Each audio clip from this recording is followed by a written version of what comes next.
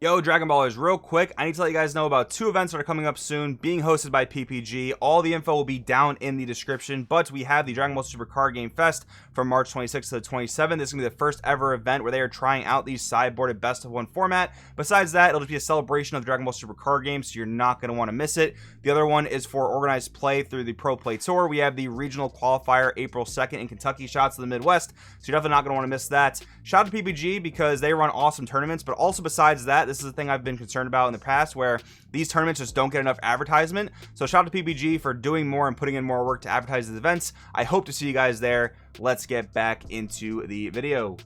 Yo, what's going on, Dragon Ballers? Welcome back to another Top Cut breakdown video. It's been way too long since we've been able to do one of these, and today we'll be talking about the Cartamagika Online Regional that took place on Saturday. We'll be covering the top 16 as well as just my thoughts on the current state of the meta. Now, normally when there's a weekend full of events, I like to just do all the events in one video, just do a total meta breakdown video, but unfortunately, the top 16 hasn't been released from the core TCG event yet. I'm assuming that's actually probably going out just around the time that this video is going out, but I did want to talk about the Cartamagika event just while it's kind of fresh, and I guess maybe tomorrow we'll talk about the core TCG event. Again, I don't usually split these videos into two different meta breakdowns, but with the way the information kind of just came out, I guess this is how I'm doing it. But anyways, we'll get into this. If you're new here, make sure to subscribe, hit that bell so you don't miss a video.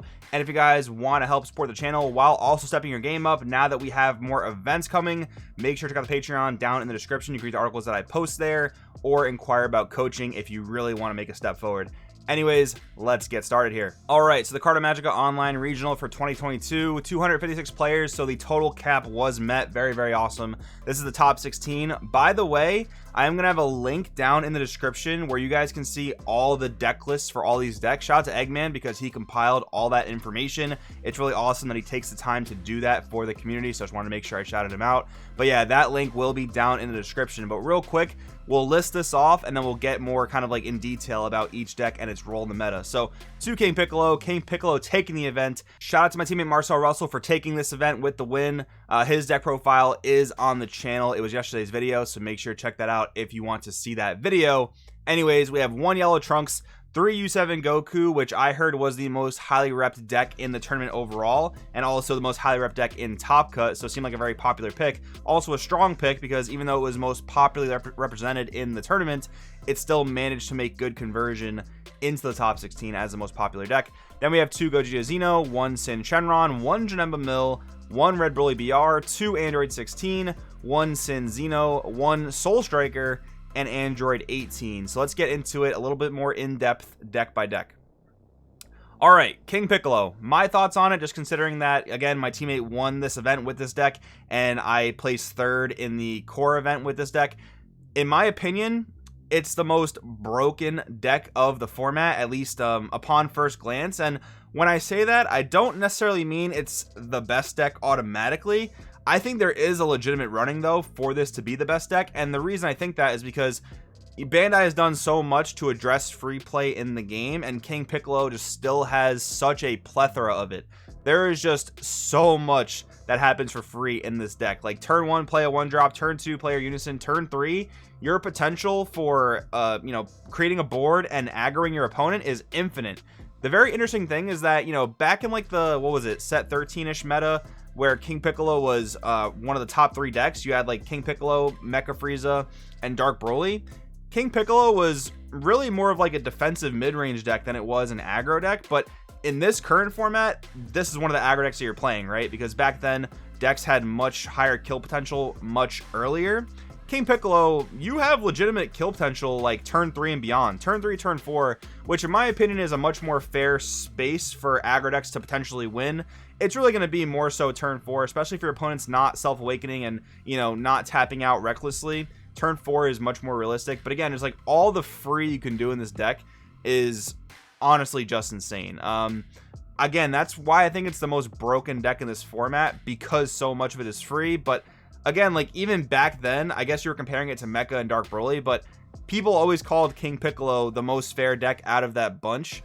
But now that it's really the only deck that's doing all this type of stuff for free, it does seem a lot more broken by comparison. But again, super strong deck. King Piccolo, definitely an aggro deck in this current format, but it still has excellent defenses. You have all the great negates in red. You have your leader literally just blocks a 15k attack once per turn for free. Like, it's real strong, guys. This deck is very good, and I don't think that'll change anytime soon. Next up, we have Red U7 Goku. So one of the very sought after decks from set 16, Realm of the Gods. Realm of the Gods had a pretty decent meta impact, I would say, more so than sets 14 and 15. There are at least 3 good decks out of Realm of the Gods, and U7 Goku may be the best of them. And again, I was told this was the most popular deck in the entire tournament, and I think a lot of that is because, you know, it's Goku, it's Ultra Instinct, right? But the deck is very strong. Again, another like red aggro-ish deck, but the deck can play mid-range, the deck can play late game, and I think we're just kind of in that space where like the aggro that a lot of us longtime players are kind of used to just doesn't really exist anymore. There's not really any turn 2 kill potential. There's not really like these glass cannon-y type of aggro decks, which I generally think is a good thing. You know, no one wants to die on 1 or 2 energy, of course. I think that, you know, none of these decks being full on aggro glass cannon is maybe not the best, because a lot of these decks again do have really good defensive potential. But I mean, I love mid-range, so I definitely don't mind these decks being like mid-range aggro, and it probably is just like a healthier spot for the game to be in general, to not have like these types of, you know, King Vegeta, Reboot Gohan type decks. But I guess I'm going off a little bit of a tangent. But yeah, this deck is very powerful. Red definitely got hit pretty hard on that set 14 emergency ban list, where a lot of its free play was hit. But now that we have 2 solid red decks, it's very safe to say that red is you know, slowly making its way back to the top of the meta, I would say. Then we have Red Broly BR just rounding out our red for the weekend. So this is cool. I don't really think Red Broly is quite in the same ranks as either King Piccolo or U7 Goku, but I do think it's a cool rogue pick. And I just got done talking about how there's not really many like glass cannon type of aggro strategies, but I would say Red Broly is one of the closer things to that. Again, you do have solid defenses. Like, you have all the same red stuff like Yamcha counterplay, you have searchable Violent Rays, you have King Vegeta's imposing presence. You can play all these defensive cards, but I will say Broly BR definitely does not want to go past like turn 4, right? Even turn 3 you're looking to kill. So yeah, this is probably one of those closer things to like a glass cannon aggro deck. And yeah, I think this is like in its own kind of realm with like Red Jiren, maybe like Red U7 Gohan, Red U7 Vegeta, and I do think like King Piccolo and U7 Goku are kind of like a tier up above, I would say. Then we have Gogeta Xeno taking up a fair amount of slots in this top cut. So I think what's a bit more interesting than Gogeta Xeno topping is no SSG Trunks topping, right? And that was one of the big conversations, is like, is SSG Trunks going to come in after, you know, Realm of the Gods releases, and is it going to just like replace Gogeta Xeno? There were a fair amount of people saying that was going to happen. I generally believe that Gogeta Xeno was the stronger Gogeta oriented deck, because you have the turn 1 potential for thwarting. That's really powerful. You're able to you know, if you don't have a great opening hand, you're able to at least get that top 5 warp to try and hit your fusion pieces, as well as plenty of other cards that you get value from by sending them to your warp, right? And I think Gogeta Xeno is going to be better for the aggro version of a Gogeta Xeno Thwarting a Dark Empire oriented deck. I think SSG Trunks facilitates that engine fine. I don't think it's bad by any means, but I think it facilitates it more like a mid-rangey version where you have the Pan Topo card, right? Like they have it in archetype Floodgate type of card, and just things like that make it a bit more of like rewarding for being slower pace, if that makes sense.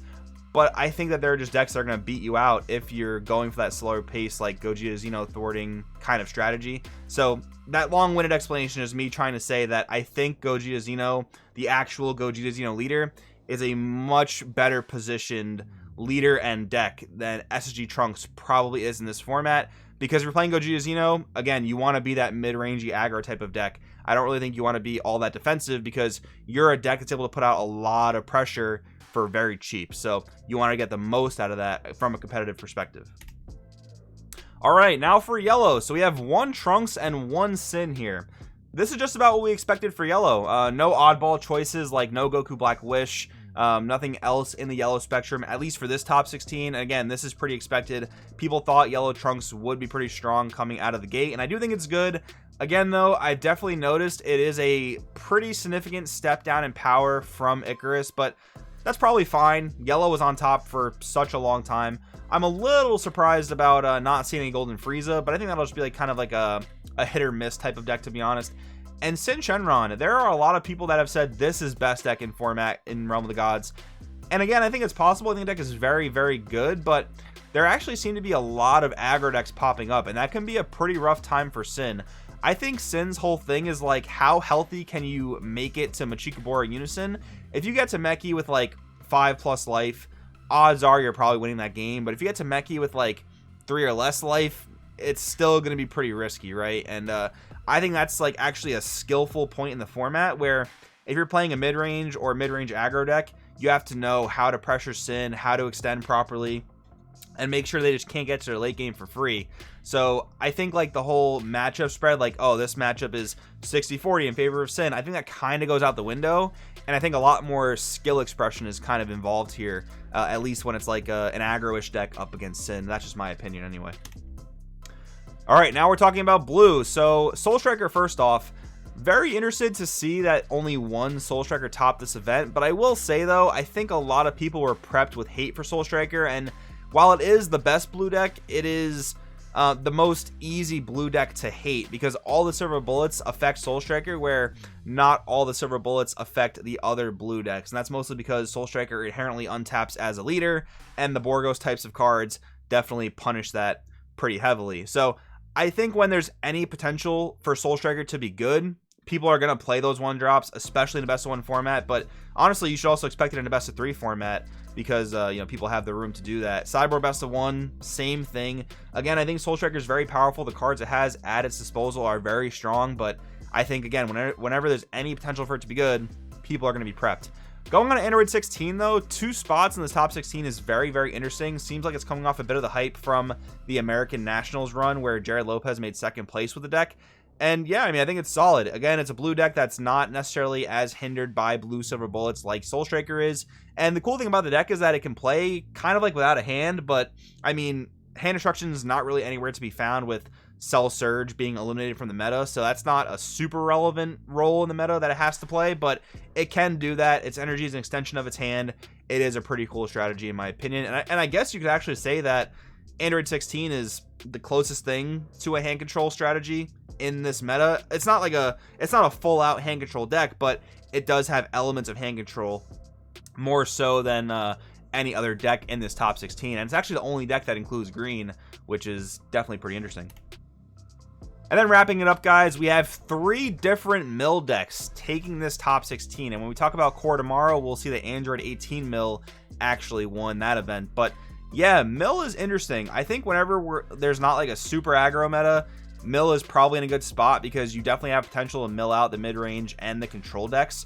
But it's very interesting to see that 3 different mill decks managed to top this event. So I think in the case of Android 18 and Janemba, you have to sometimes worry about the same things as Soul Striker. Although in this case, you're worried about the silver bullets that actually impact dimension magic more so than offensive untapping for sure. But Sin Xeno, I mean, unless you play those really old like anti-mill combo cards that honestly aren't very good, there's not necessarily a silver bullet for Sin, but it is very, very helpful to make sure you play counterplays that can stop Oceanus Negate. That is definitely very, very important. But again, just very surprised and honestly a little annoyed that so much mill managed to top, but you know, it's something you're gonna have to watch out for in the current meta. But anyways, guys, hope you enjoyed the video. Let me know in the comments below what you think. I guess tomorrow we'll be talking about the core event, and I'll talk to you guys then.